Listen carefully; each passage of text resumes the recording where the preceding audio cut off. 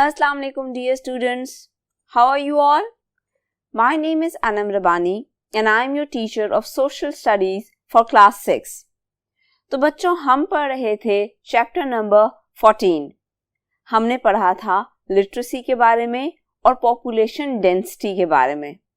तो चलिए आगे पढ़ते हैं. बच्चों आज हमने पढ़ना है इन्फेंट मोर्टेलिटी के बारे में. इन्फेंट मोर्टेलिटी क्या होता है?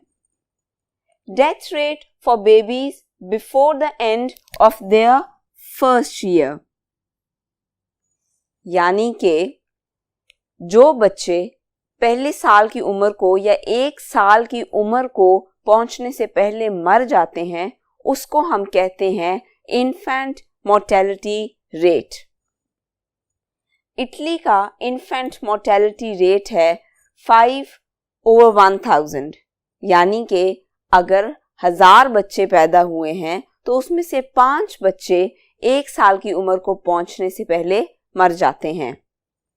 एंड इन जापान 3.2/1000 यानी कि 1000 में से कोई 3 बच्चे 1 साल की उम्र को पहुंचने से पहले मरते हैं.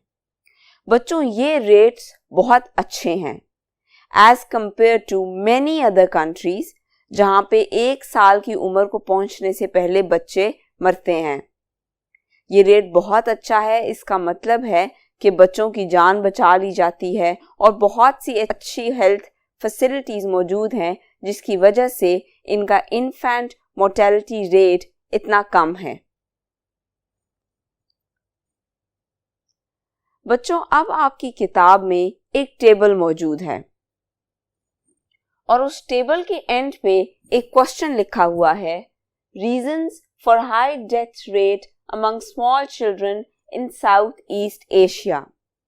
यानी कि जो साउथ ईस्ट एशियन कंट्रीज हैं उनमें इन्फेंट मोर्टेलिटी रेट ज़्यादा क्यों है? उसकी पहली वजह पुअर मेडिकल फैसिलिटीज. यानी कि मेडिकल फैसिलिटीज अच्छी नहीं हैं. अगर आपका बच्चा वीक है या आपको प्रेगनेंसी के दौरान भी कोई प्रॉब्लम्स हैं तो इसके लिए अच्छी मेडिकल फैसिलिटीज अवेलेबल नहीं हैं जिसकी वजह से बच्चे 1 साल की उम्र को पहुंचने से पहले ही मर जाते हैं. दूसरी वजह पुअर डाइट.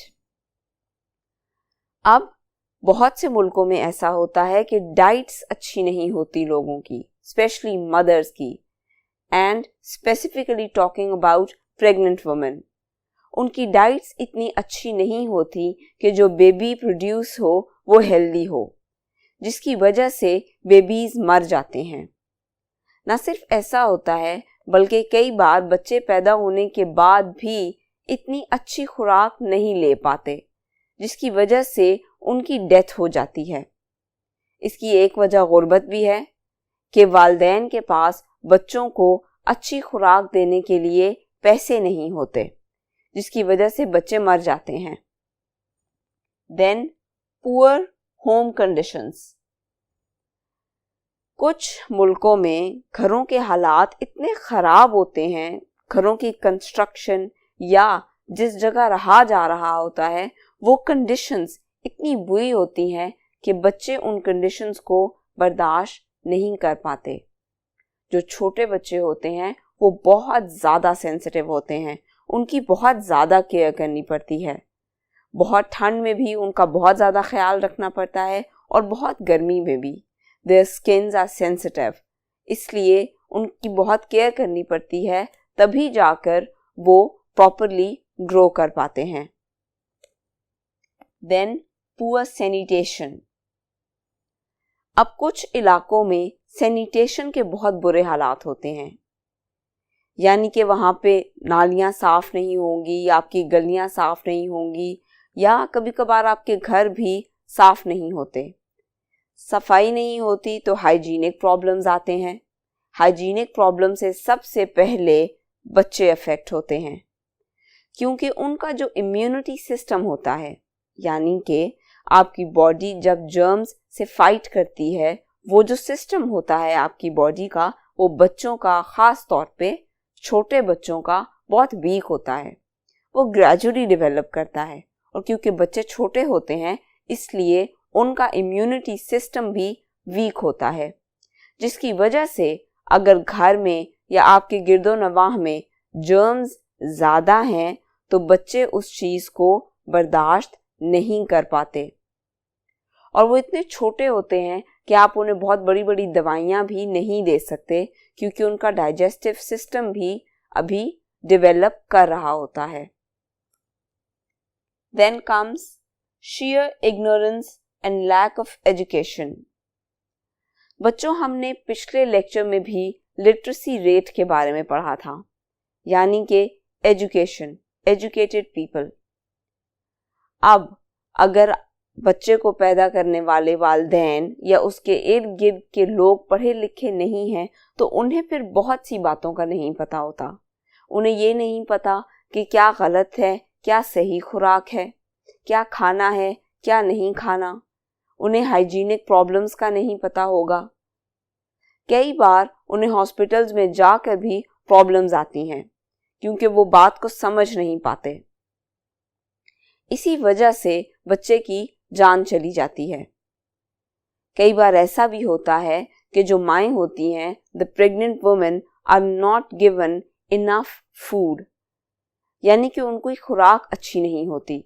इसकी एक वजह गुर्बत भी हो सकती है, और एक वजह यह भी हो सकती है कि कभी कभार certain pregnant women are working women as well, तो काम के प्रेशर की वजह से बच्चे की हेल्थ भी अफेक्ट होती है, जिसकी वजह से वो अपनी 1 साल की उम्र को पहुंचने से पहले ही मर जाते हैं।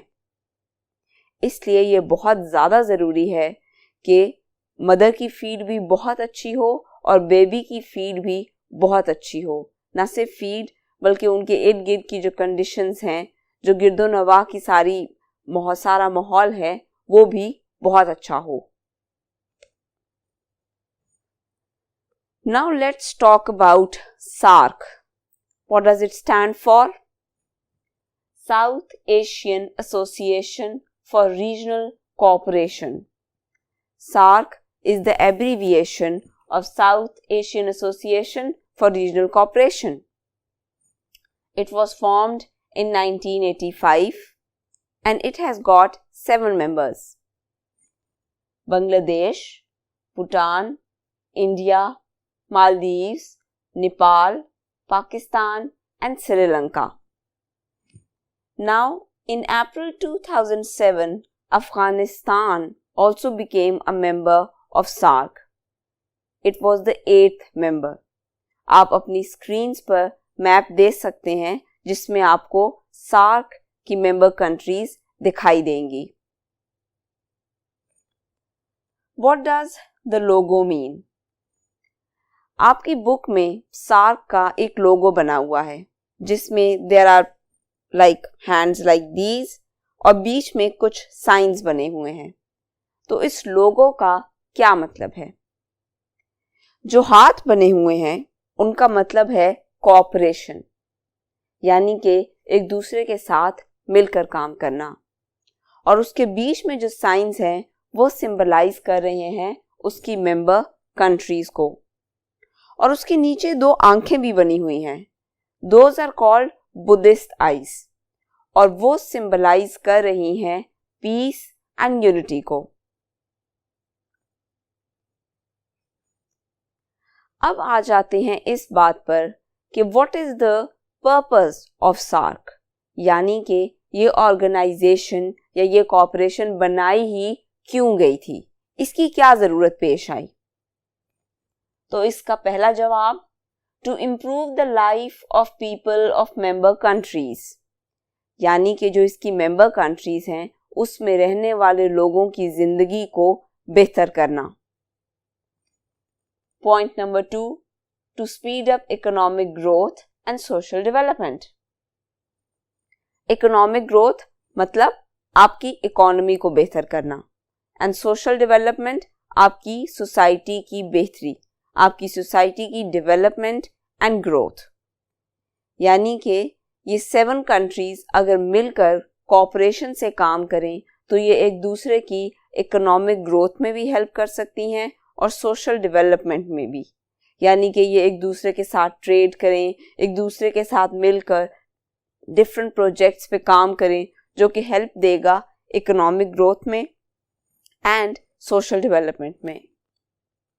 Point number 3, to reinforce links between member countries, यानी कि इन मेंबर कंट्रीज के आपस के जो ताल्लुकात हैं उनको अच्छा करना, उनको रीइंफोर्स करना। इससे क्या फ़ायदा होगा? इससे ये फ़ायदा होगा कि ये कंट्रीज़ आपस में डिफरेंट प्रोजेक्ट्स पर काम करेंगी, इकॉनमी इम्प्रूव करेगी, सोसाइटी डेवलप करेगी, अनएम्प्लॉयमेंट कम होगी। तो ओवरऑल एक जो रीजन है साउथ ईस्ट एशिया का वो डेवलप करेगा। 4th point, to promote collaboration and cooperation in various fields, almost the same thing, यानी कि आपकी कोलैबोरेशन और कोऑपरेशन से जो आप डिफरेंट प्रोजेक्ट्स पर काम करोगे उस चीज़ को ये ऑर्गेनाइजेशन सपोर्ट करेगी। इससे फिर वही फ़ायदे होंगे, इकॉनमी ग्रो करेगी, आपकी सोसाइटी डेवलप करेगी, आपकी जो कंट्री की ओवरऑल सिचुएशंस हैं वो इम्प्रूव करेंगी। अगर किसी एक कंट्री के साथ कोई मसला बन जाता है तो बाकी की जो 7 या 6 कंट्रीज़ हैं वो आपको हेल्प आउट करेंगी। फॉर एन एग्जाम्पल, अगर किसी एक कंट्री में कोई अर्थक्वेक आ जाता है या फ्लड आ जाता है तो बाकी की कंट्रीज़ आपकी इमदाद के लिए सामान भेजेंगी, अपनी फोर्सेस भेजेंगी या पैसे की फॉर्म में आपकी जितनी मदद हो सकेगी वो आपकी मदद करेंगी। बच्चों, यहाँ पे हमारा ये लेक्चर ख़त्म होता है। आपने इस लेक्चर को अच्छे से रिवाइज करना है।